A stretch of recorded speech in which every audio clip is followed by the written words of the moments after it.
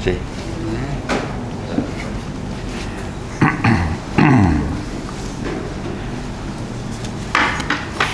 Assalamualaikum warahmatullahi wabarakatuh. Bismillahirrahmanirrahim. Alhamdulillahi rabbil alamin wassalatu wassalamu ala asyrafil anbiya wal mursalin habibina maulana qudwatina uswatina sayyidina Muhammadin wa ala alihi wa sahbihi ajma'in. Subhanaka la ilma lana illa ma 'allamtana innaka antal alimul hakim wa la haula wa la quwwata illa billahil aliyyil azim. Kita sambung pengajian kitab Tuhfatul Raghibin. Malam ni muka surat 18, 7 baris daripada bawah.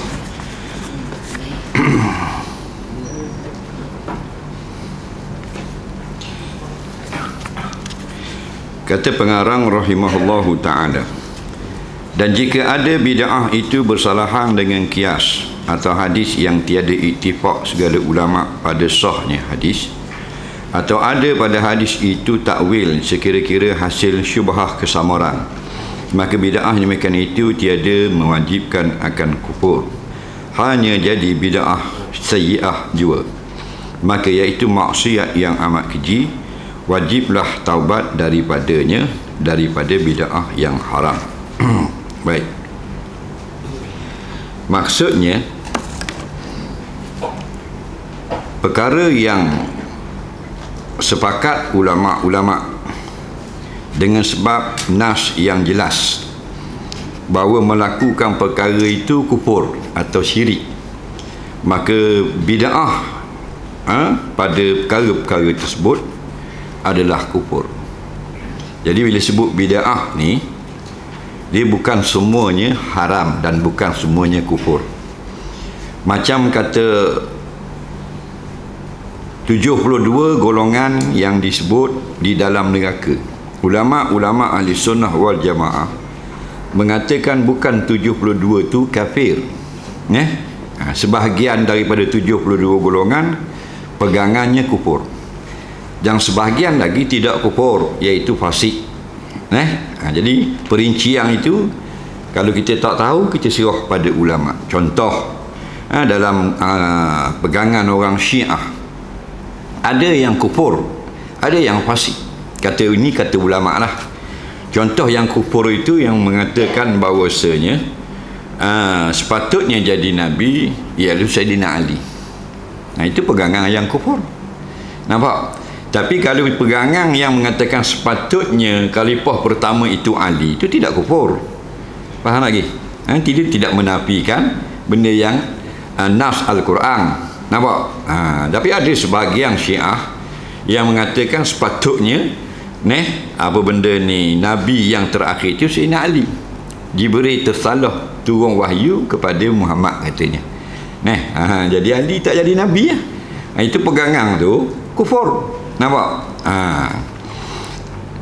Tapi tidak semua Syiah dia pegang lagu tu. Ada yang berpegangan memang Nabi Muhammad SAW Nabi yang terakhir, tapi mereka mengatakan sepatutnya Ali itulah yang jadi khalifah pertama, bukan Abu Bakar. Itu menolak kesepakatan sahabat. Itu fasik.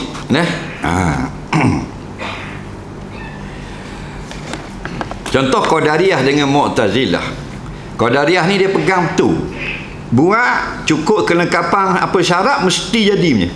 Bukan duduk di Tuhan jadi tu, duduk di fasiliti, duduk di kelengkapan. Adapun Mu'tazilah, Allah berikan kekuatan pada obat, kita makan jadi sembuh. Jadi yang sebenarnya menyembuhkan Allah, tapi diisbatkan juga Allah beri kepada obat itu menyembuh, itu fasik kata ulama. Adapun Qadariyah, obat murah memang tak baik ya. Obat mahal baik, garanti baik boh. Itu Qadariyah itu kafir. Mu'tazilah itu tidak kafir, itu fasik. Begitu juga dengan bid'ah. Bila Nabi SAW menyebut kullu bid'atin dolalah, kena faham baik. Kena faham makna kullu kena faham makna apa benda ni, dolalah. Kullu di sini ada beberapa makna. Yang pertama makna semua, tak ada kecuali satu pun. Yang kedua bermakna sebahagian besar. Yang ketiga bermakna sebahagian saja. Nampak? Jadi ulama-ulama yang mu'tabar, tidak ada yang mengatakan kullu di sini makna semua sekali. Kenapa? Kerana nak tafsirkan makna kullu itu, makna semua atau sebahagian, kena tengok pula nas-nas yang lain. Ada tak nas yang lain yang mengiktiraf bid'ah? Ada. Contohnya Sayyidina Umar Al-Khattab, dia melihat orang semayang berjemaah tarawih beramai-ramai. Sebelum tu semayang seorang-seorang. Nah, tiba-tiba satu malam tu buat sekaligus, satu imam, satu jemaah. Faham lagi? Kata Sayyidina Umar, ni'matil bid'atu hadhihi, inilah bid'ah yang terbaik. Jadi bila dia kata gitu, maka kullu di situ tidak bermakna semua. Faham lagi? Sebahagian saja. Sebahagian itu pula jika bercanggah dengan syarak. Jika tidak berlawanan dengan syarak, maka bid'ah itu tidak termasuk yang dilarang. Jelas. Hubaya dia kata. Kalau kita awas, awas orang bekerja di hadapan. Kita laju gok orang duduk cak jalan, nambung malam tu. Faham lagi? Dia gitu. Hendaklah engkau ketahui, hai talib. Talib ini bukan nama khas, mana kata sifat. Wahai orang yang mencari atau menuntut. Kita ni orang menuntut lah, menuntut benda, menuntut ilmu. Kenapa menuntut ilmu? Menuntut keredaan Allah. Kenapa menuntut keredaan Allah? Kerana kita nak kehidupan yang baik di akhirat. Dengan redha Allah saja dapat baik kehidupan kita di akhirat. Betul tak? Jadi itu ni talib lah.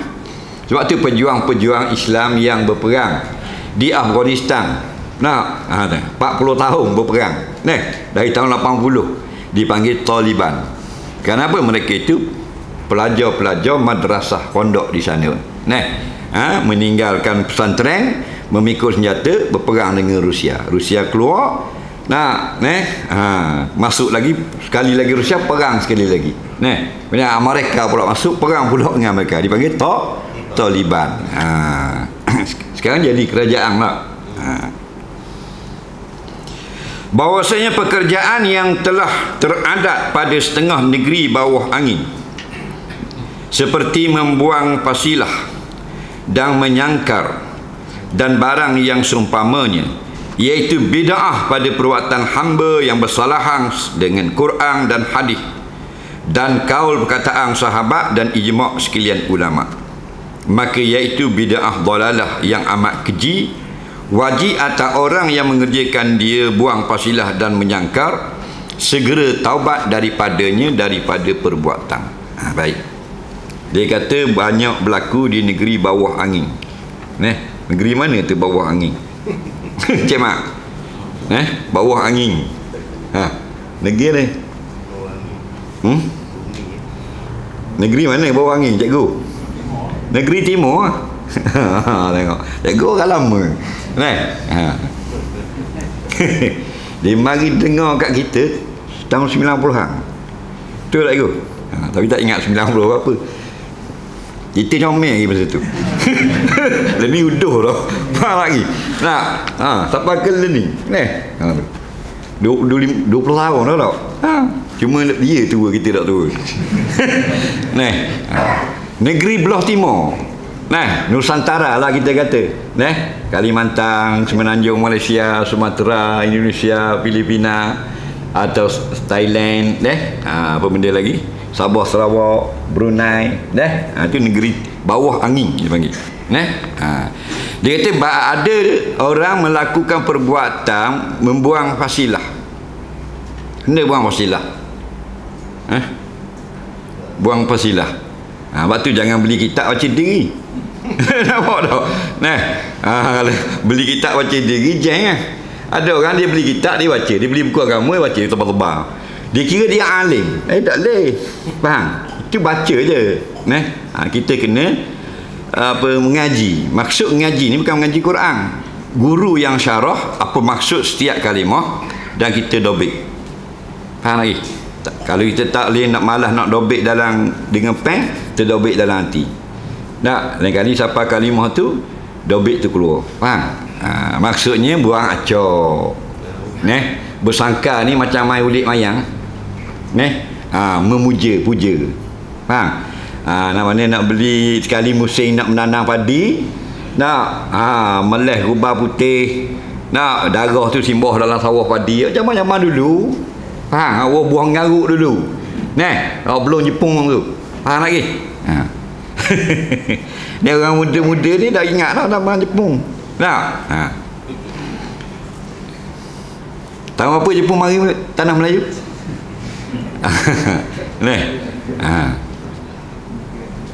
Dah ingat? Dah tahu? Kena ambil tahu lah. Betul tak? Orang mainan budak-budak lah ni, orang pakai hak ada kan dia main geng lah ni, orang ramai-ramai dia ada taksyu hijau, ada nombor. Kan ada? Benda panggil? Mainan dia? Ada budak-budak duk main lah ni. Cerita Korea tu. Squid Game. Oh, itu tahu.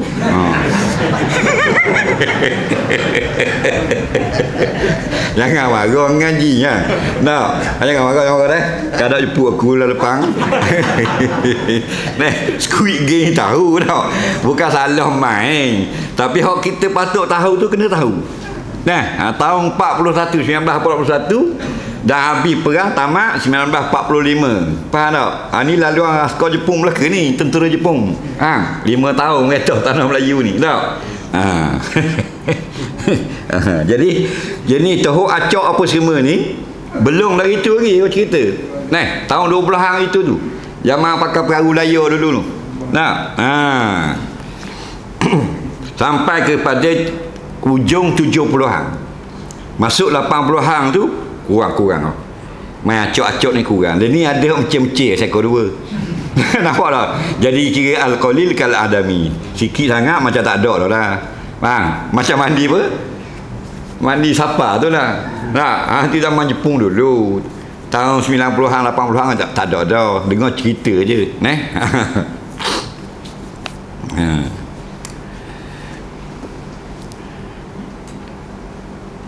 Cerita Jepun sikit. Jadi kita tak dang bukan zaman kita. Toki cerita. Dia kata dulu masa Jepun sini, askar-askar dia duduk sini. Jadi bila kita tu baik nak pergi kedai, nak pergi patang, pergi ke laut, kalau lalu depan askar dia kena tunduk. Betul tak aku? Kena tunduk. Baru boleh lalu. Kena hormat. Kalau tak tunduk, dia tak apa.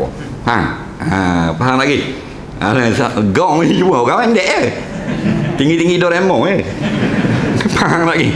Kena tunduk lalu dah. Askar dia kakak dia ada pedang. Kalau ketua ada pedang, lieutenant kat atas dia ada pedang, bawah pada lieutenant tak ada pedang. Hal lain tak apa. Lalu 4-5 orang nak pergi ke laut pun tidak arah tapi jadi 5 tahun tunduk gitu saja. Jadi ada balik tahun 2020. Itu Tuhan punya kuasa. Padahal Jepun sudah 70 tahun pulang ke negeri dia. Tahun 2020 ada balik. Nak masuk lah kedai pergi kat termometer. Betul tak? Ke tak tu? Saya tengok belakang tu made in Japan. Jepun juga. Bijak je. Jadi Allah buat tu semua kita kena mikir. Betul tak? 70 tahun dia balik, kita kena hanggut lagi. Ting. Tapi masa Jepun tu sekali je. Sekali tu gil. Ni kena hak bateri slow 3-4 kali. Faham tak? Nampak tak? Jadi kita ni jadi nakal belaka tak? Jadi nakal belaka. Manggut tak memang. Baik. Tohok acok. Ada sakit-sakit apa Tok Omar kata? Tok Omar lah. Pendek cerita lah. Sembelih ayam ke apa ke gitu gini ke, buat tu ke kuih bakar sikit, buat telur, buat apa, bola bekas tu dengan sirih apa semua. Gibuh kat pokok tu. Kalau kapung tu kat mana? Kalau kata bukit tu. Kalau kapung lain 5 nautik kapung ni sini. Buh situ. Wi makan ke tok nenek, dia tak kata syaitan, dia kata tok nenek. Syaitan lah tu. Faham lagi? Dia kata tok nenek. Nampak? Supaya orang tak kejut dengar. Macam bank ditulis itu interest 5.8%. Betul tak? Saya tulis riba 5.8. Kita dah nak gamak tu. Faham? Itu kau riba tu tulis interest kan manis punya. Faham? Jadi bos itu hilang kita tu lah faham pebok. Faham lagi? Jadi tempat-tempat letak tu memang ngosek. Di antaranya ialah di Jambu Bokok, pergi ke Rata Abang Blok Kanan. Lepas kapur Jambu Bokok, antara Jambu Bokok dengan Rata Abang ada satu taman rekreasi. Rutuh habis tau. Faham lagi? Sebelah kanan kita masuk dalam tu. Jadi kita dulu tak tahu. Lalu daripada Paka tu, tolong lalu tu nampak cahaya molek. Nak pergi ambil gambar dalam tu banyak pokok duduk air. Airnya hitam. Nah, rupanya ngosek. Faham lagi? Orang tua lah, macam-macam, orang rambut panjang. Jadi tanya orang Jambu Bokok, dia kata dulu-dulu orang tahu acok situ, berobat-berobat pergi buang situ. Faham? Dia ada dia. Dia gini, kalau ramai dengan orang pergi kurang lah. Macam highway kita LPT 2. LPT 2 je baru buka 2-3 tahun lepas. Belak-belak je beg malam-malam. Mudak rohik kereta malam. Aku somong-somong. Faham lagi. Tapi masa menang kerajaan Terengganu baru ni 3 tahun lepas, kan dia buat program di stadium utuh. Jadi kita ada kuliah di kereta. Jadi school MB tu minta tolong balik kot bucak sikit. Jadi malam tu jumpa lagi. Dekat nak masuk ke apa benda ni, Durian Mah. Dia duduk atas besi, tudung dengan kain itu. Ada tinggi ni kot. Duduk tagak rail. Nampak walaupun masa tu meter 200. Hak belah ni tahu tidur dah, hak belakang tidur habis dah. Allah besarnya duduk lah tu. Datang kita lagi tu Jadi hukumnya haram. Apa mau pergi makan ke dia? Mau pergi minta perlindungan ke dia? Lepas tu masuk tahun baru, nak ke laut. Untuk ke laut baru, sembelih ayam putih, darah-darah limbah apa semua. Lepas tu banyu ke laut. Itu semua tu bid'ah yang dalalah, yang sesat. Ini bid'ah yang dalalah. Ulama-ulama dulu hak mazhab 4 ni benda-benda gini hak dia duk berat sangat ni supaya kita tinggalkan. Ustaz-ustaz lah ni bid'ah benda. Sayyidina ngaji Quran atas kubur. Tak ada faedah. Faham? Hak benda khilafiyah. Tu bukan benda mungkar. Faham? Benda mungkar dengan kilang agak. Tu bid'ah dalalah. Dengan kasino. Faham tak? Tu bid'ah dalalah. Dengan pertandingan nyanyi joget laki puang tak tahu benda itu bid'ah dalalah. Ni nampak wirid kuat lepas mayang bid'ah dalalah. Faham? Selawat tu ayam mayang terawih masuk neraka belaka. Faham? Ini masalah benda panggil tak ada ilmu, nampak sangat jahil. Teruk acok tu buang pasilah, buang acok, teruk acok. Terengganu panggil teruk acok. Dan bersangkar tu maknanya macam main puja-puja, merah padi. Faham lagi? Ulik mayang. Faham lagi? Ngulik nak suruh jin tu. Tu jin dia kat awak kapung-kapung. Minta berlindung. Tu haram. Wajib atas segala raja dan orang yang besar menghilangkan dia dari kerana demikian itu dari pekerjaan maksiat yang mengandungi beberapa bagai daripada yang mungkar. Wajib raja dan kerajaan tu lah kena stop benda ni. Gini rosak akidah. Percaya kita ni dengan jin ni gini je. Wajib percaya jin itu wujud. Sudah. Faham? Kerana jin itu diceritakan oleh Allah, diceritakan oleh Nabi, barang ada. Wajib kita beriman ada. Jangan percaya kepada cakap dia. Dan tiap-tiap pekerjaan yang mungkar itu wajib menegahkan dia pekerjaan dan menghilangkan dia pekerjaan dengan suruh Allah Ta'ala dan Rasulnya di dalam berapa nas Quran dan hadis. Soal berapa bagai mungkar yang terkandung dalam pekerjaan berbuang fasilah dan menyangkar itu. Baik, kalau dalam bab tahu acak ni apa benda ke dosa dalam tu? Nak tahu juga apa benda salahnya. Jawab, ada pun bagai mungkar yang terkandung di dalam pekerjaan itu amat banyak. Setengah daripadanya iaitu tabzir, namanya membazir, artinya membuang harta dengan membelanjakan dia harta pada pekerjaan yang diharamkan. Inilah arti tabzir. Tabzir maksud membazir. Membazir bukan semuanya saudara syaitan. Kita hak jenis ngaji dengan internet ni, membazir semua saudara syaitan. Nampak tak? Ulama tak gitu. Membazir yang saudara syaitan gini. Membazir yang begini tak boleh kata saudara syaitan. Faham? Membazir yang melampau batas, membazir pada perkara yang haram, membazir pada perkara yang maksiat, itulah membazir saudara syaitan, ikhwanu syayatin. Faham? Kita semua membazir, baik tinggal saudara syaitan. Dia dah habis minum air ke, dia minum atas, waktu tak berair kurang mani, khabar dah kurang mani, dia minum di atas dah, bawah tu mani, dia tak tiba minum bawah, saudara syaitan. Ini masalah kita ni, tak derah sangat. Nak belajar, tak belajar mana nampak. Patwa laju. Tabzir saudara syaitan ni benda maksiat. Faham? Beli untuk perkara haram dan sebagainya. Jadi, adakah membazir? Tak membazir. Baik makan atas surawi Tok Imam, Tok Bilal dengan Tok Siok 3 hotel telur ribu. Sedang boleh kat kamar tu makan. Tak makan kejing. Itu membazir.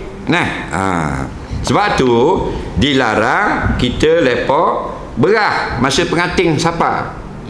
Kerana dia makanan. Bagi kita boleh beli lagi banyak beras. Tapi bagi orang miskin, ngutik beras.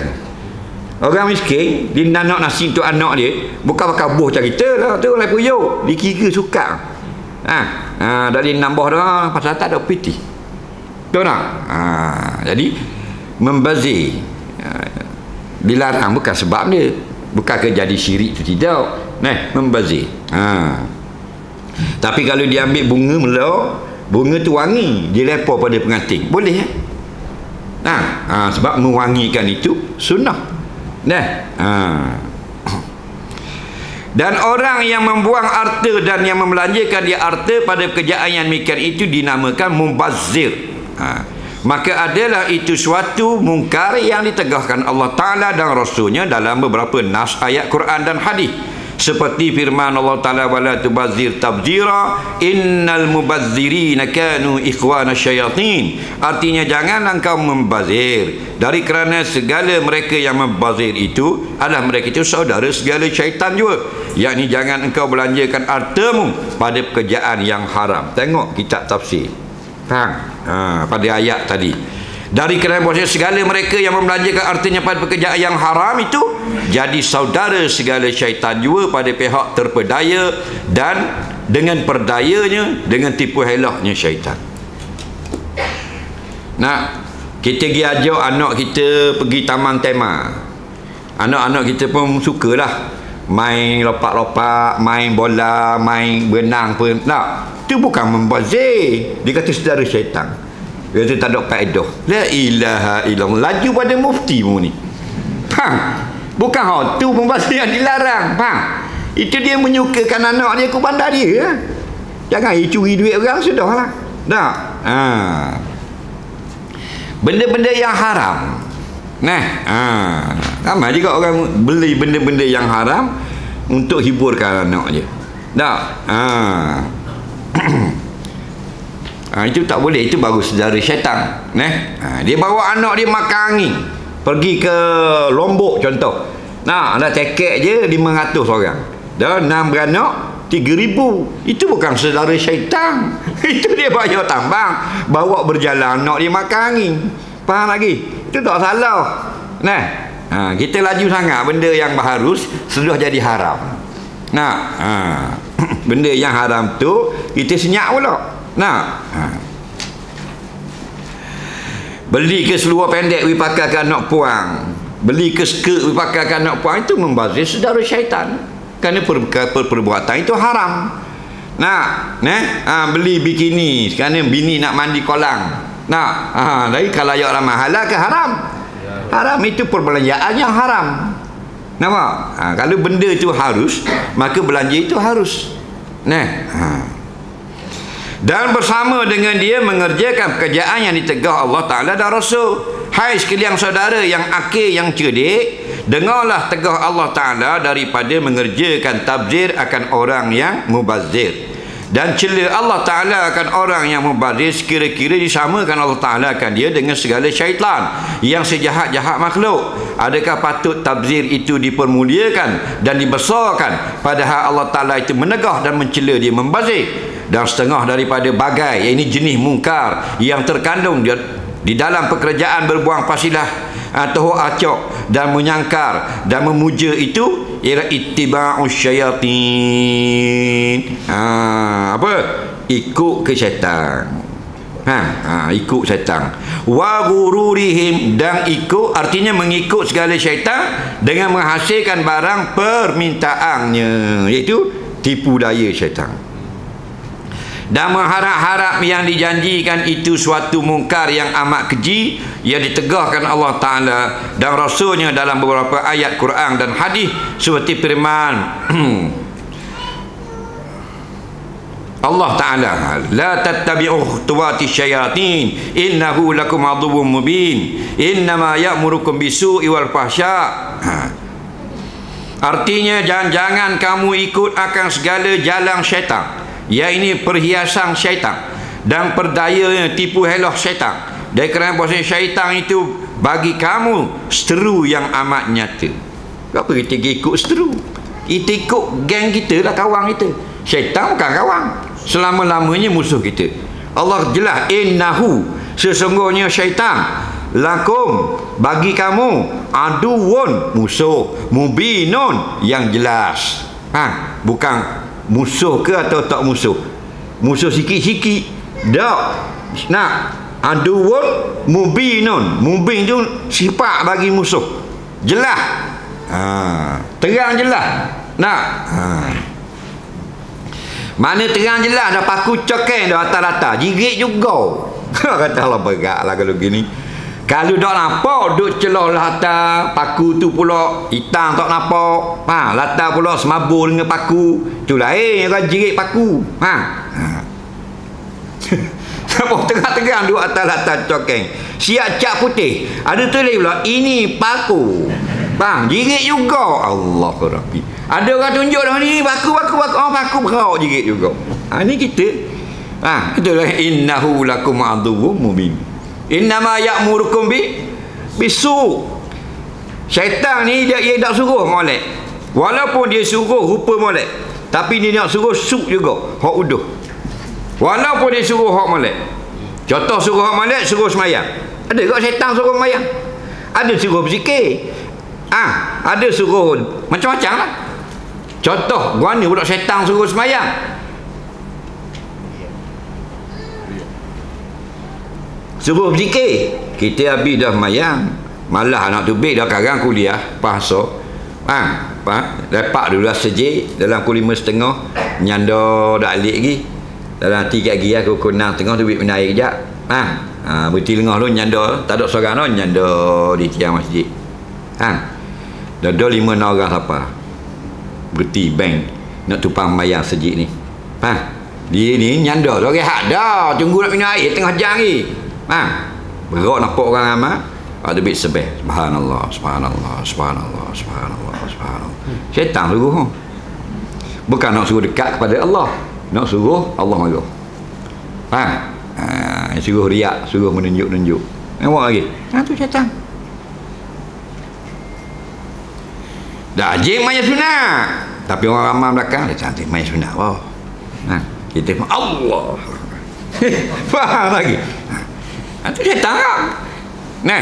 Sebab tu dalam kitab Minhajul Abidin, Imam Ghazali, Imam Ghazali dia cerita suti-suti cara syaitan lebong kita.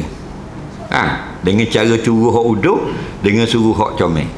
Suruh orang maksiat terang, suruh buat ibadat dulu, kona ke belakang jadi maksiat. Nampak? Suruh sekoh, suruh derma. Kitab Minhajul Abidin. Beli ngaji. Rumi pun ada dah ni. Hak sebelah Jawi, sebelah Rumi pun ada. segala pedaya syaitan yang belik mana, nak kenal dia. Dia suruh riak. Riak dia tali kepeng. Dia hanya menyuruh kamu besok. Dia takkan suruh. Kalau suruh semayang pun tujuannya untuk jadi punah. Suruh berzikir, suruh apa, dia nak suruh punah juga. Dia tak akan suruh benda yang hakikatnya balik ke syurga. Dia nak suruh ramai jadi temang dia di dalam neraka kerana dendam pada Nabi Adam. Sebab dia lah, Nabi Adam dia katanya, dia masuk neraka kekal di akhirat nanti. Dan segala pekerjaan yang keji-keji juga dia tak akan suruh benda yang baik. Innama ya'murukum bisu' wal fahsya wa an taqulu 'ala Allahi ma la ta'lamun. Faham? Tu nak sambung ayat dia. Dan dia akan suruh mu cakap tentang Allah. Padahal mu tak ada ilmu pun. Kan duduk-duduk internet ni kan ada kupah. Tentang sifat Tuhan, gitu begini, tangan Tuhan, mata Tuhan, jari Tuhan. Padahal dia tidak ada ilmu. Nak suruh benda tu? Nak suruh rosok akidah. Bagi budak tu nampak hebat, kawan dia like. Dia boleh kupas tentang Tuhan. Kawan dia 20 like. Selama ni status dia 2 je like. Itu 20. Print screen pun dalam laminate. Esok buat nasi kunyit, makan orang jabat. Faham? Kerana dapat 20 like. Nampak tak? Tapi membawa dia ke dalam kesesatan. Kenapa? Wa an taqulu Allah ma la ta'lamu. Berkata-kata, bercakap, kupah ulah tentang Allah yang perkara yang mereka sebenarnya tidak alim. Nampak tak? Kita luar pendek. Kita bukan kaki semayang. Kita kaki bawa porong. Tapi boleh ulah tentang sifat Tuhan. Kawan-kawan hak jahil kita heran. Heran tak? Puji tak kita? Puji itu kita terpedaya. Nampak? Selari masuk dalam neraka. Tak main dalam sebuah motor. Dan firman Allah Ta'ala lagi, wa may yattakhidhish syaitana waliya min dunillah faqad khasira khusranan mubina ya'iduhum wa yumannihim wa ma ya'iduhumus syaitanu illa ghurura. Artinya siapa yang menjadikan ia akan syaitan itu wali yang diikutnya, jadi boh dia akan wali lain daripada Allah, maka senya beroleh kerugianlah ia orang dengan rugi yang amat nyata, yang menjanjikan syaitan itu akan segala manusia dan mengharap-harap syaitan akan mereketi manusia dengan yang dijanjikan itu, dan tiada menjanjikan syaitan itu akan mereketi manusia mereka akan perdaya juga. Last kali gurur belaka. Gurur itu tipu hela.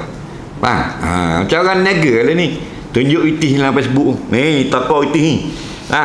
Itis 50,000. 50,000 dia 10,000 tebal tu 50 ya. Faham? 50,000 ada tebal tu. Buka rak gitu, ambil gambar. Buat video. Ni tengok duit ni. Kita nari lah cek. Allah nyuk duit. Telefon ni jangan malu, jangan segan, untung. Nampak? Jangan biar orang lain je kaya, kita kena kaya juga. Habis. Tu gadai gelam bini tu jual tanah tok tua. Faham? Ni duk main atas divider, tinggal spender je. Faham tak? Bang lebong, bang tipu. Kalau untung juta-juta dia anak-anak dia dulu. Bapa nak pergi kemu semua, tak kena-kena. Faham?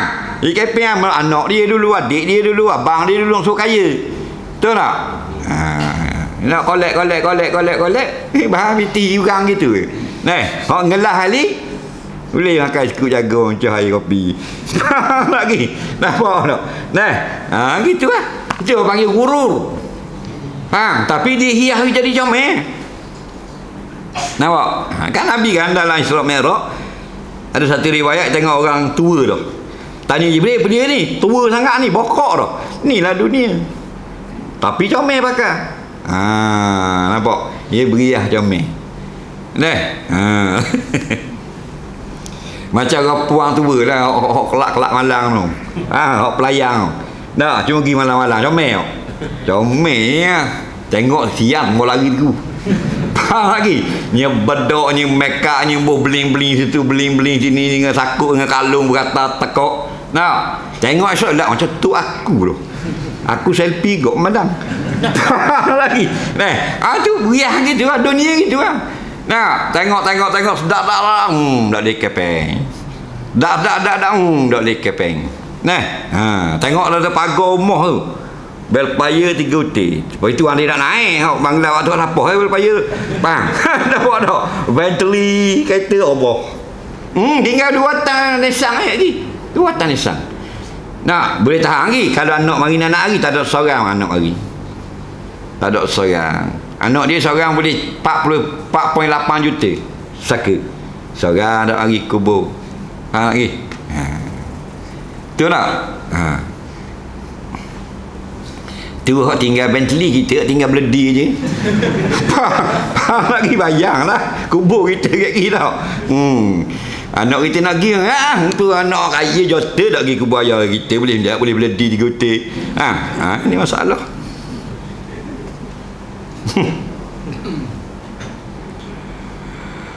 Dan lagi firman Allah Ta'ala, wallahu a'lam.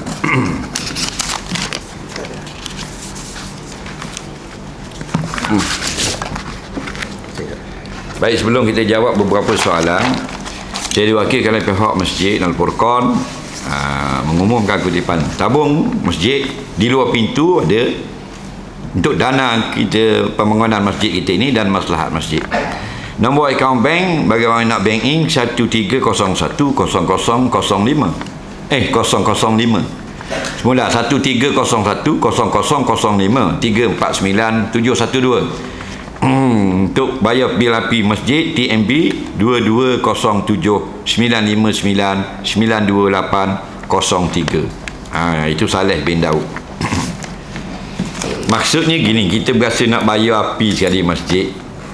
Pasal kita tengok baru ni KWSP kita ada 16,000 punya dalam.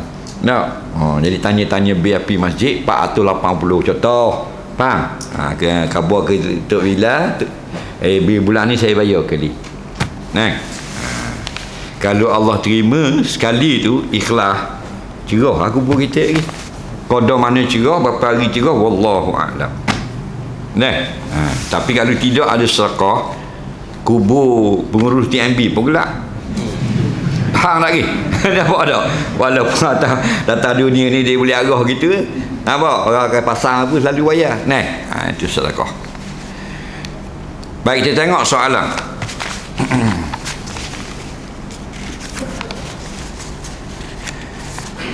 Ikut imam solat zuhur orang musafir, tapi tak tahu imam rakaat berapa. Saya niat qasar, tapi lepas niat takbir qasar, rupanya tu imam baru rakaat yang kedua. Kena dengan niat qasar lagu mana? Kita kena sambung wijadi ikut imam. Faham lagi? Imam semayang 4, kita nak semayang 2, mana boleh kalau kita tahu. Bila kita tidak tahu, kita kena bangun sama dengan imam lah.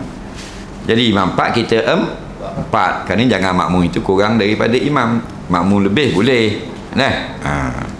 Soalan seterusnya, saya telah musafir lagi, dan telah membuat solat jamak qasar, tapi telah sampai ke destinasi saya dapati perjalanan saya kurang beberapa kilometer daripada 2 marhalah. Perlukah saya qada balik? Baik, dia kata dia sudah jamak sebelum sampai di Cinering ni, dia jamak dah di Dungun, balik daripada Kuala Lumpur. Faham? Bukan balik daripada satu tempat lah, antara Pakar ke Dungun ke.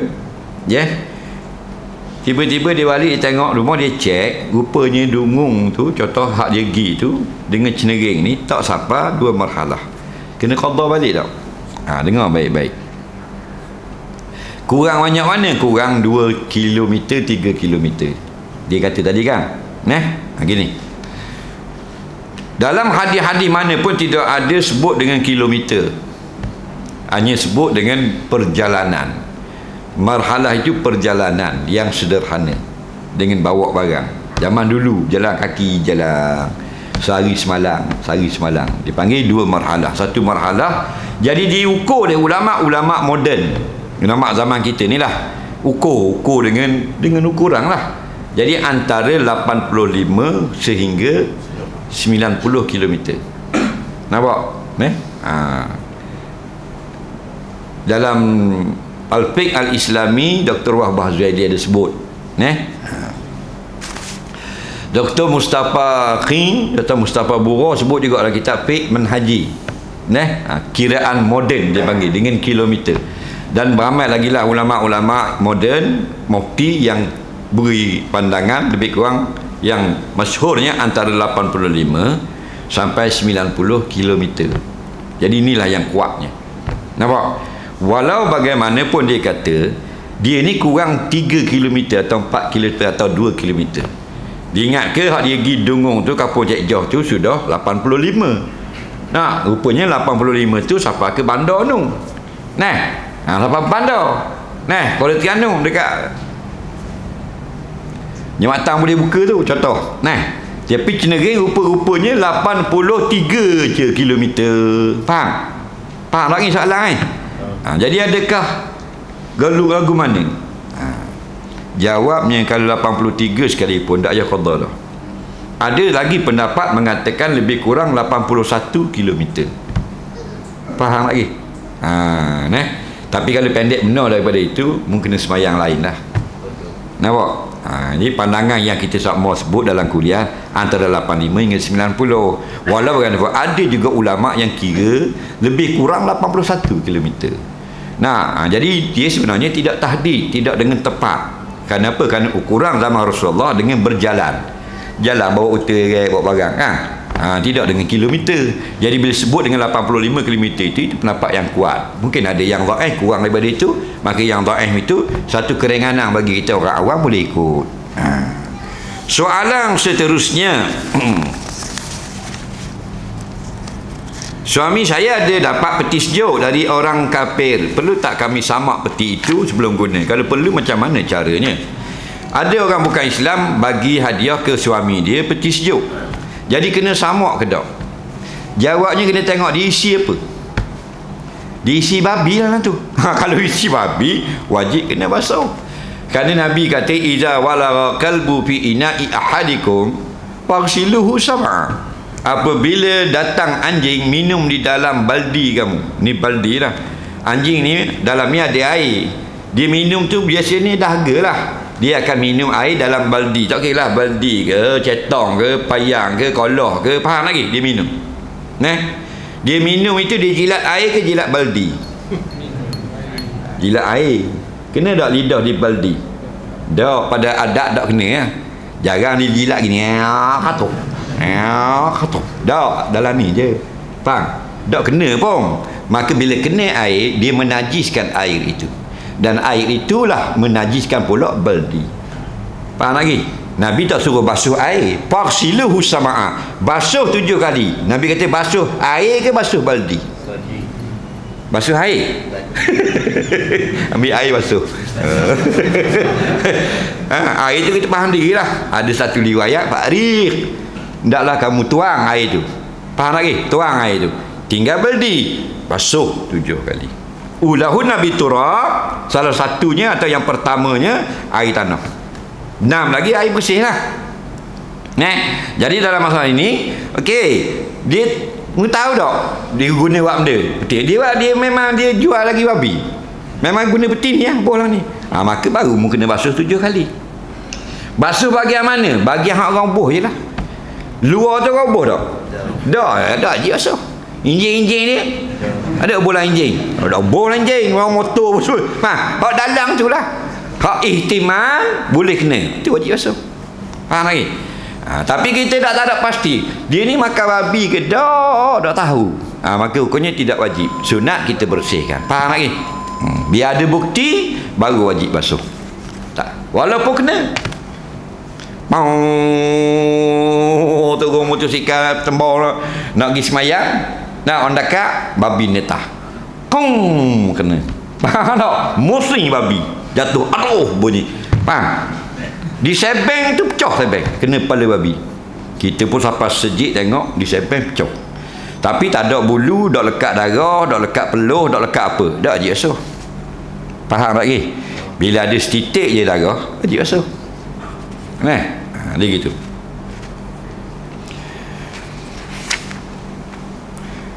Seorang itu kahwin kerana disihir perempuan. Lepas kahwin hingga ada anak meninggal dunia. Apakah Allah merezai perkahwinan itu? Dan macam mana pula suami di sisi Allah? Sedangkan dia terkena sihir, minta penjelasan.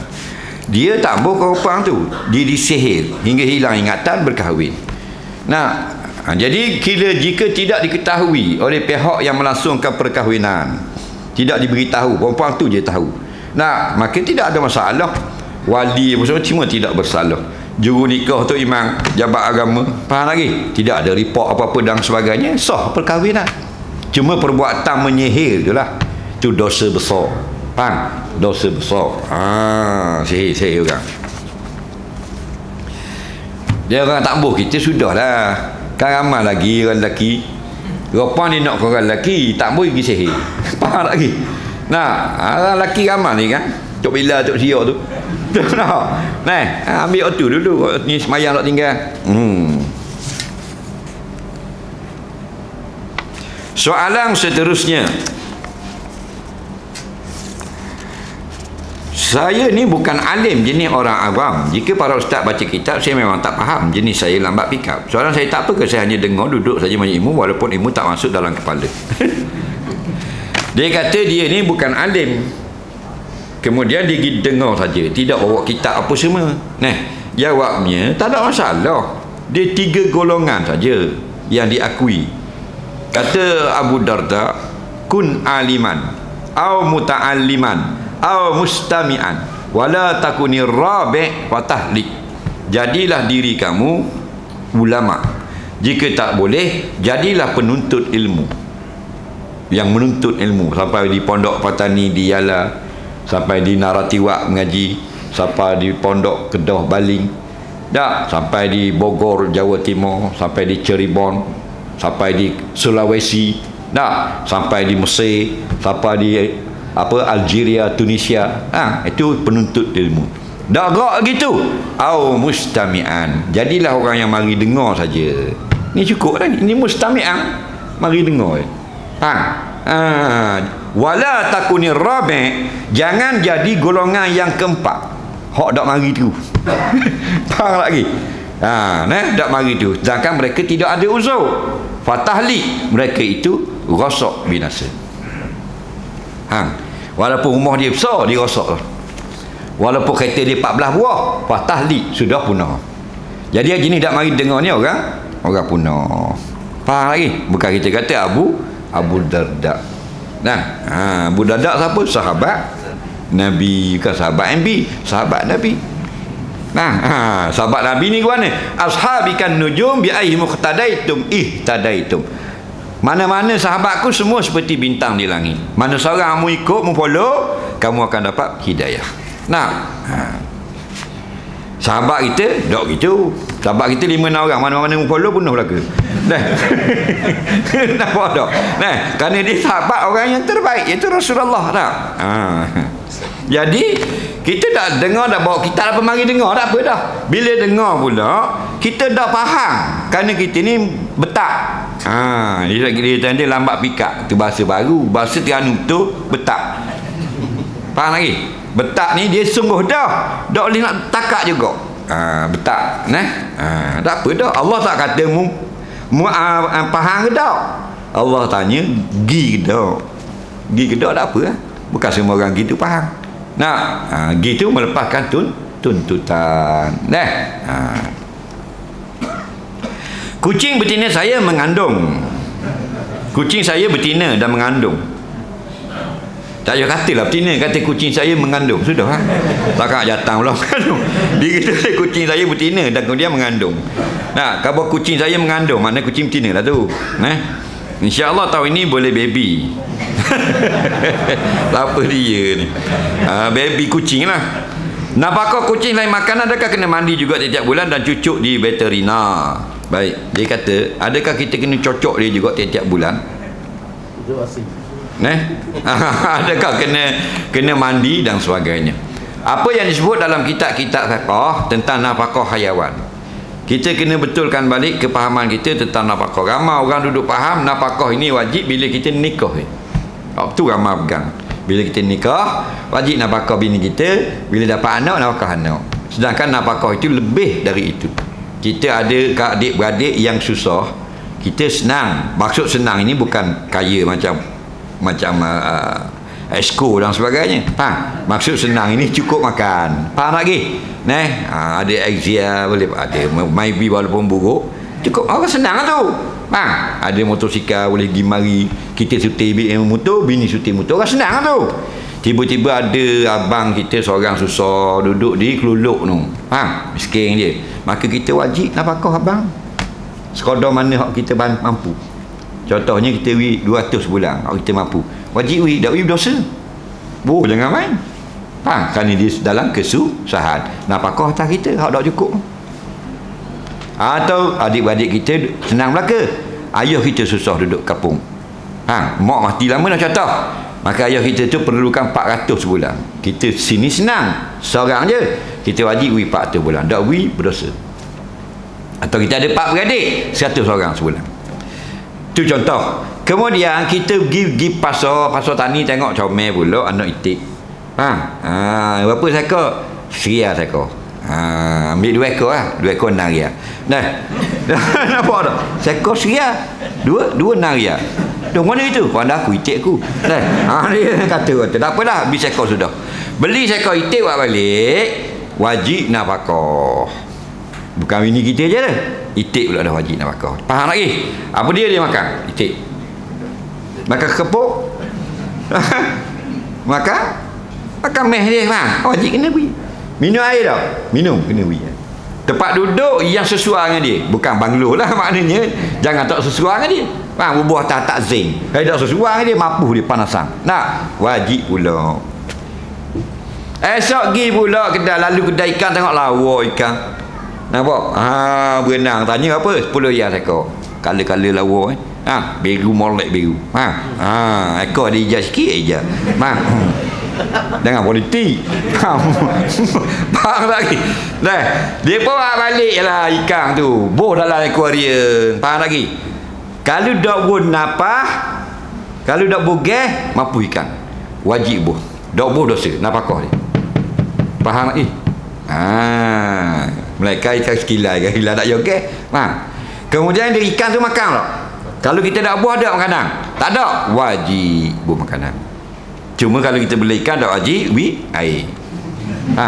Lama pergi cedik buah air bulu gitu. Ikan pun terbit dengan malang. Ikan tu minum air dia berenang tu lah. Maka dalam soalan ini kucing mandi tidak wajib. Nampak? Kerana dia tidak akan berlaku hadap so. Ada pemanusia ada kala mandi wajib, mandi sunat lah, mandi hari-hari, mandi beradab. Faham lagi? Jadi yang eloknya kita buat ihsan kepada dia, iaitu kita mandikan dia jadi bersih tak? Itu panggil ihsan. Itu dipuji Allah. Jadi kita mandikan dia, Allah suka. Kenapa? Berbuat baik pada hayawan, makhluk bernyawa. Wajib dah bagi veterina cocok? Tak wajib. Macam bini kita ke? Wajib tak kita cocok? Tak wajib. Wajib tak kita beli obat balik bini kita? Tak. Bila wajib? Bila dia sakit. Jadi bini kita sakit gigi ngak nak pergi cabut. Itulah payah sikit nak cabut 450. Kita kena payah. Yang bagi 2. Lagi. Jadi kalau nak tamu belanja banyak, nak nikah dengan puan cakap tak ada gigi. Dia tak akan ada cabut gigi lagi. Dah bergaduh sangat. Jadi kalau cocok-cocok biasa nak suruh gemuk semua tidak wajib. Tapi kalau kucing tu sakit, wajib kena berubat. Atas kita dah. Soalan seterusnya.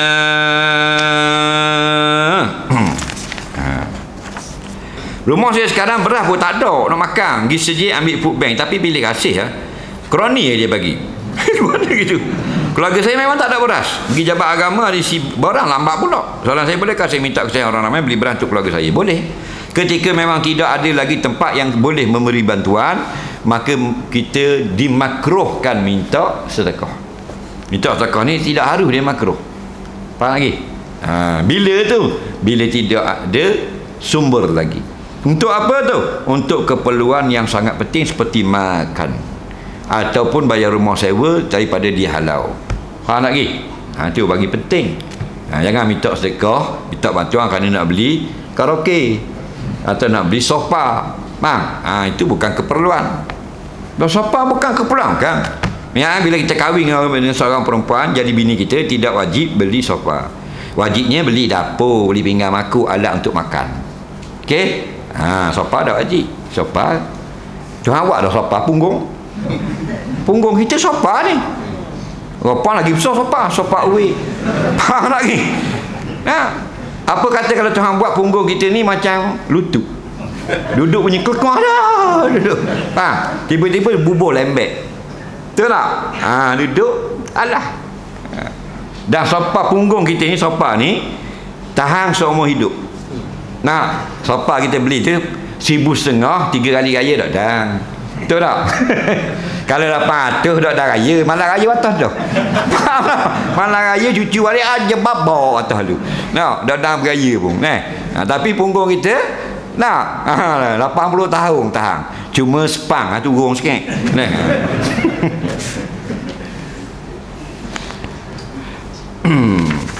Jadi beri, kalau kita dah dapat bantuan cukup untuk makan, dah boleh dah minta. Yang minta sedekah haram ni dua perkara. Satunya memang ada lagi tempat kita sumber untuk menolong, kita pergi minta sedekah dah haram.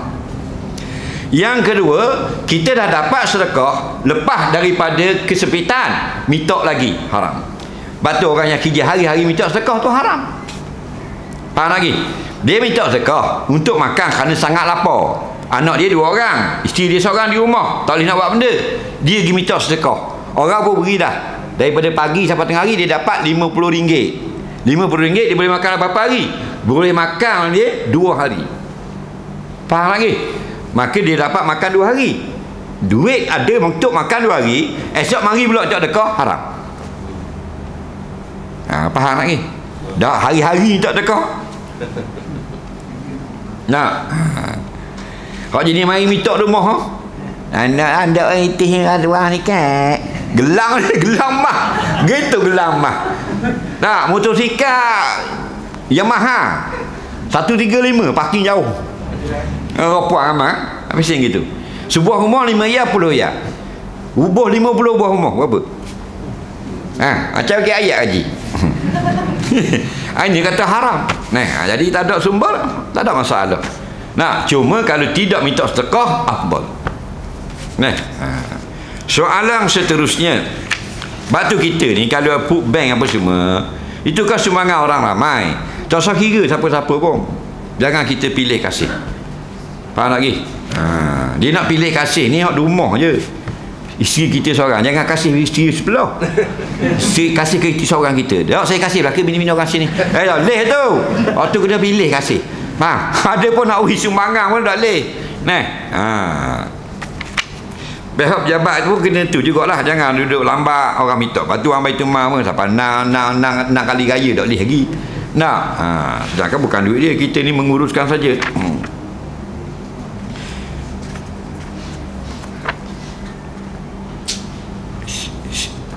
Ustaz, saya lagi butuh uang untuk menikah. Ni orang mana ni? Orang Indonesia. Di sini kata perlu, jangan kata butuh gitu. Saya sudah ke sana sini. Tak apalah, dia tak tahu. Kalau dia tahu, dia tak tulis. Faham lagi? Kalau orang Terengganu okey, kalau orang belah utara marah ni. Ni ayat rasmi orang utara. Saya sudah ke sana sini kerja, tapi rezeki saya kurang untuk buat resepsi. Adakah saya boleh pinjam uang bank untuk resepsi pernikahan? Kerana sanak keluarga saat ini mereka belum tak ada wang. Virus di luar negara pemudahan manusia menggantikan jantung dengan jantung babi. Apakah hukum manusia guna jantung babi dan organ binatang? Baik. Dia tak ada duit untuk kahwin. Bolehkah dia buat pinjaman? Jawabnya boleh. Jika kahwinan itu sudah satu keperluan, maka boleh, tapi bukan sunat. Sama macam orang yang buat pinjaman berhutang untuk pergi haji. Ulama mengatakan boleh. Yang pertama, kamu tahu bahawa kamu dapat membayar pada adatnya. Yang tak boleh, dalam keadaan kamu tahu dah memang tak mampu nak bayar, tak boleh berhutang. Faham lagi? Kamu tahu tak bahawa diri kamu dapat bayar? Ya, kami tahu kami dapat bayar, boleh berhutang. Nampak? Dan yang kedua, ada niat nak membayar. Walaupun tidak digalakkan kita berhutang untuk berkahwin, tapi oleh kerana keperluan pada perkahwinan itu mendesak, maka dibenarkan pinjam. Yang ketiga, tidak boleh riba. Kerana ini bukan darurah. Yang dibenarkan pinjaman ada riba, pinjaman darurah. Viral, manusia tukar jantung babi. Adakah boleh guna jantung binatang? Dia asalnya perintah berubat umum. Tadawau. Nabi kata, berubatlah kamu. Rawat. Kemudian belakangnya, wala tatadawau binajisin. Jangan kamu berubat dengan sesuatu yang najis. Jadi yang di belakang ni, kalau kita nak berubat, jadi sudah ada hukum asal. Wajib berubat dengan benda yang suci. Okey? Tak boleh berubat dengan benda yang najis. Jang. Ada. Tetapi bilakah boleh berubat dengan benda yang najis? Apabila tidak ada benda yang suci. Itu masuk dalam qawaidul fiqh. Nampak lagi? Kenapa bersandarkan firman Allah Ta'ala, faman yaturra ghaira baghin wala 'adin fala isma 'alaih. Barang siapa sampai ke situasi yang tidak lagi boleh membuat pilihan dan terdesak, bukan dia sengaja dan bukan nak berlebih-lebihan, fala isma 'alaih, tidak dosa atasnya. Jadi selagi ada obat yang suci, kita boleh memilih nak pilih obat najis atau nak pilih obat yang suci. Maka tidak boleh yang najis kerana asal hadis, wala tatadawau binajisin, jangan berubat dengan yang najis. Bila? Jika ada pilihan obat yang suci. Bila tidak ada pilihan, nampak? Famani uturra, maka barang siapa uturra ni sudah tidak ada pilihan, terpaksa. Contohnya makan, sudah 3 hari tak ada makanan, sesak di padang pasir, jumpa bangkai. Padahal asalnya bangkai hukumnya halal ke haram? Innama harrama alaikumul maitah. Hanya saja Allah Ta'ala mengharamkan kamu makan bangkai. Bila tu? Keadaan aman, keadaan darurah, boleh. Fala isma 'alaih. Jadi kalau ada lagi benda-benda yang suci, contohnya menggunakan organ lembu. Lembu binatang suci, babi binatang yang najis, dan boleh membuat pilihan, maka tak boleh yang najis. Faham lagi? Tiba-tiba tak ada yang suci, ada yang najis, maka ulama' mengatakan diharuskan yang najis, sekalipun mughalladhah. Cuma kita dengar tak sudah. Kita manusia, jantung tu haiwan binatang. Yang sebenarnya sebelum ini mereka perubatan modern sudah menggunakan banyak benda haiwan di dalam badan manusia. Di antaranya ialah injap. Jantung lah. Injap tu wayar dia. Faham? Karbureta lah. Nampak? Wayar tu 2-3 orang tu. Faham tak? Itu injap. Injap jantung ini boleh buat dengan binatang-binatang lain pun boleh buat. Cuma 2 saja yang tahan, iaitu daripada injap, daripada babi, daripada lembu. Faham lagi? Ini 2 ni yang popular dalam pembedahan jantung dunia daripada dulu. Kalau ada guna plastik lah, getah lah. Guna lembu lah, babi lah, dia punya saluran darah. Faham lagi? Jadi yang popularnya ialah yang babi ni, injap ni. Kenapa? Kerana murah. Kalau guna lembu mahal. Dia kata. Memang logik lah, sebab babi kan murah, 80 rial ekor. Lembu ada 80 rial ekor. Ada satu lembu. Lagi. Nampak tak? Lembu anak pun 2,500 lah ni. Tengok tak? Jadi lembu-lembu yang diternak, babi-babi yang diternak, bukan babi ni maknanya tembok bukit ekor. Hak buat jatuh ni bukan. Yang diternak untuk perubatan. Faham lagi? Macam kita makan wagyu lah. Wagyu tu bukan daging lembu Bukit Bayung. Faham tak? Yang dikurung khas. Diberi makan khas, dicatu, diberi air berana supaya dagingnya lembut. Itu juga daging-daging binatang-binatang yang dibela untuk digunakan dalam makmal dan perubatan. Jadi harga lembu tu tinggi. Harga babi tu murah. Jadi memang menggunakan injap babi pada goleknya lebih murah daripada menggunakan injap lembu. Nah, cuma balik kita pada soalan, bila tidak ada pilihan, tinggal hanya satu saja pilihan yang najis, maka diangkat hukum haram kepada harus. Soalan seterusnya sikit lagi dah.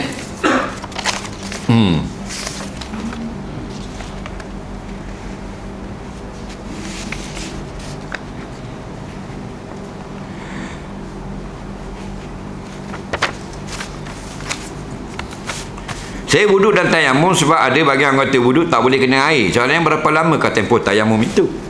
Baik, kalau kita tayamum, satu solat fardu, satu dah tayamum. Faham lagi? Nanti masuk semayang isya, kita tayamum pula. Kerana dia pengganti saja. Tidak sekuat wuduk. Adapun yang sunat, tak apa banyak-banyak mana pun. Tarawih boleh 20 rakaat. Witir boleh, tak ada masalah. Tapi kalau solat fardu, sekali je. Kerana tayamum itu ialah taharah yang bangsa darurah. Tidak dikatakan darurah. Nah, jika waktu itu sangat luas. Soalan seterusnya. Terangkan ciri-ciri air mazi dan air mani. Nampak? Nah, habis benda dia tanya. Biarlah dia tak tahu. Air mazi, air mani keluar daripada paip yang sama. Faham tak? Paip yang sama. Bukan air mani keluar ke kemaluan, air mazi keluar ke hidung. Bukan. Semua daripada kemaluan. Faham lagi? Cuma air mazi itu dia dahulu daripada air mani. Dia tak keluar air mazi dulu. Kemudian air mani dulu. Dia air mazi dulu. Kemudian baru air mani. Dan bila keluar air mazi, tidak semestinya keluar air mani. Kerana orang itu dia merasa syahwat, keluar air mazi. Tapi syahwatnya tidak sampai ke kemuncak, maka tidak ada air mani. Faham lagi? Kemudian air mazi itu jernih, air mani itu keruh. Dan air mazi itu licin. Dan air mani itu kasar. Balik test lagi. Faham lagi? Betul tak? Kasar. Dan air mazi itu najis, air mani itu suci. Nampak? Itu beza dia. Ingat Dan air mazi itu keluarnya dengan meleleh sahaja. Dan air mani itu dengan memancut. Melainkan pakcik-pakcik yang menopos. Tidak mancut lah, dia meleleh juga. Batas itu tak ada dia tok, tak ada tau. Dan air mazi najis. Semua yang keluar dari kemaluan kita, air mazi, air wadi, air kecing, darah, semuanya najis. Melainkan air mani. Kerana kalau air mani najis, kita najis ya. Kan kita berasal daripada air mani. Betul tak? Jadi kita berasal daripada benda yang suci. Walaqad karramna bani adama, dan sungguhnya kami telah muliakan akan manusia itu. Jadi daripada mani yang suci. Itu tafsir dia.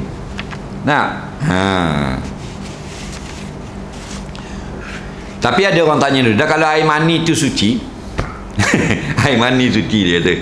Ustaz, air mani itu suci. Kalau air mani itu sampai 2 kolah, boleh tak kita ambil uduk? Nampak? Jawabnya muak mari dulu 2 kolah. Baru aku jawab. Sudu boleh. Nak 2 kolah air mani. Faham lagi? Dia bukan maknanya boleh berwuduk suci. Dia ni yang kita berwuduk itu tahirun wa mutahhirun. Fathul Qari, tahirun wa mutahhirun. Dia suci dan boleh menyucikan yang lain. Hanyalah air mutlak. Wa anzalna minas sama'i ma'a, air yang kami turunkan dari langit yang kamu namakan hujan. Itu saja. Tahir, suci. Wa mutahhirun, boleh menyucikan. Maksudnya boleh buat angkat wuduk, boleh mandi wajib, angkat hadas, mandi haid, mandi nifas, mandi wiladah, boleh. Adapun air lain suci saja. Air mani tahir, suci saja. Air sirat tahir ghairu mutahhir, suci, tak boleh buat bersuci. Tak boleh mandi junub air sirat. Basuh berok dengan cendol. Basuh kucing dengan ABC. Tak boleh. Walaupun dia bersih, boleh makan, tapi tidak mutahhir. Soalan yang terakhir pada malam ni. Lebih buat lagi bulan depan. Macam manakah takbir yang betul? Angkat takbir, saya tengok macam-macam peseng lah orang angkat takbir, was-was. Saya dah lah jahil. Boleh kata terangkan? Baik. Angkat takbir, angkat tangan ke ataupun takbir, kita faham takbir ini. Kalau takbir ialah Allahu Akbar. Kalau angkat takbir tangan. Nah, kata Abdullah bin Umar, kana Nabi sallallahu alaihi wasallam idza qama ila salah qala Allahu Akbar wa rafa'a yadayhi hazwa mankibaihi. Adalah Nabi SAW bila berdiri nak semayang, nak mula, Nabi angkat kedua tangannya, Nabi kata Allahu Akbar. Faham lagi? Dalam kitab Majmu' ada banyak hadis. Jadi mula angkat tu tangan duduk bawah. Kita nak kata Allah tu tangan duduk bawah. Kita A tu tangan bergerak. Belum A tangan diam lagi. Allahu Akbar. Bar tu sampai sini. Tapi kalau kita angkat dulu sah. Ada orang angkat tu. Dia angkat dulu. Allahu Akbar sah juga. Yang afdal masa A tu tangan di bawah. Mula berkata takbir, mula bergerak. Allahu Akbar. Ada orang sampai dah di dada tapi belum bar. Allahu Akbar. Ada tak? Yang afdal daripada bawah. Allahu Akbar. Nah, baik. Kata di mulut Allahu Akbar itu wajib. Itu rukun sembahyang. Ada pun angkat tangan sunat. Siapa tak angkat sah. Tapi mukhalifus sunnah, menyalahi sunnah. Nabi angkat, kita angkat. Kerana dapat yang terbaik. Nabi kata sallu kama ra'aitumuni usolli. Sembahyang macam kamu tengok aku sembahyang. Kita tak tengok, kita tengok kita hadis. Sama macam tengok. Kemudian pula tinggi mana tangan itu? Tangan ini parah bawah ni. Ibnu Abbas, Abu Hurairah, Ibnu Mas'ud duduk perhati Nabi. Bawah ni tapak tangan ni sama tinggi dengan bahu. Ni bawah tapak tangan ni. Ni tapak tangan, ni bukan tapak tangan. Ni bawah dia sama tinggi bahu. Ni sahabat duk tengok dengan bawah telinga ni bawah telinga. Gitu. Telinga kita kan ada bawah. Cuping bawah ni. Hak atas ni jari sama tinggi dengan atas dengan atas telinga. Faham? Jadi kita buat bila-bila masa pun jangan buka. Kita kepik tiok ni, dia akan jadi sama. Allahu Akbar. Mubur depan pun Allahu Akbar. Maksudnya hazwa di situ bukan betul-betul ukur timbang air, bukan. Maksudnya lebih-lebih kurang. Lebih sikit atau kurang sikit. Allahu Akbar. Dan sunat renggangkan sedikit. Jangan rapat gitu. Dan tak sunat kembang. Kembang. Macam Squid Game. Nampak tak? Sikit je. Allahu Akbar. Tiba-tiba tak sama tangan kita. Tak apa. Agama ni yusrun, jenis memudahkan. Qada-qada patut je. Tapi kat mana? Adakah dekat telinga? Tak wajib. Kalau kita buka telinga sah, depan sikit sah, depan lagi sah, hazwa saja. Allahu Akbar sah. Buka telinga Allahu Akbar. Cuma paling afdal tu hak ni garis atas, hak ni garis bawah. Hak bawah ni garis bahu. Balik kan boleh dicermin kali tengok. Faham? Tengok rendah sikit. Gini. Tu yang terbaik. Tapi bila kita nak pergi surga tu jadi susah pula. Mereka ada kita buh rumah kat cermin, tu kita jangan buang dah tangan. Kita pergi masjid gitu dah. Faham lagi. Tapi jana orang tengok pelik pula. Ada apa dah akad kona-kona pun dia tak akan jadi Allah. Dia tak akan jadi Allah gitu. Dia tak akan jadi Allah. Dia gitulah. Allahu Akbar. Muakkad lah 4,000 kali pun tak. Allahu Akbar. Lepas tu terus letak. Tak payah sambung-sambung. Ada orang sambung Allah. Nampak? Yang ngaji mazhab mana tak tahu. Ada orang tarik itu. Itu semua tu buah nakal dia panggil. Macam dak pandai kau tengok tak. Mari dua ni buat cik ni. Uduh nol mayang. Nah, ada orang silam Allah. Tak payah Allah. Suma yada'al yumna 'ala yusra. Kemudian Nabi letak yang kanan 'ala yusra, atas yang kiri.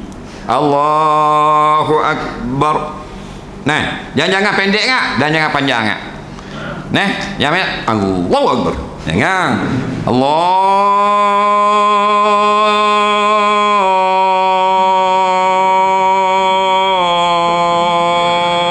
akbar.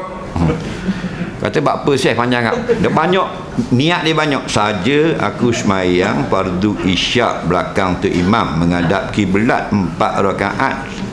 Fardu kerana Allah Ta'ala memang panjang, tak payah aku semayang fardu isyak je, faham lagi?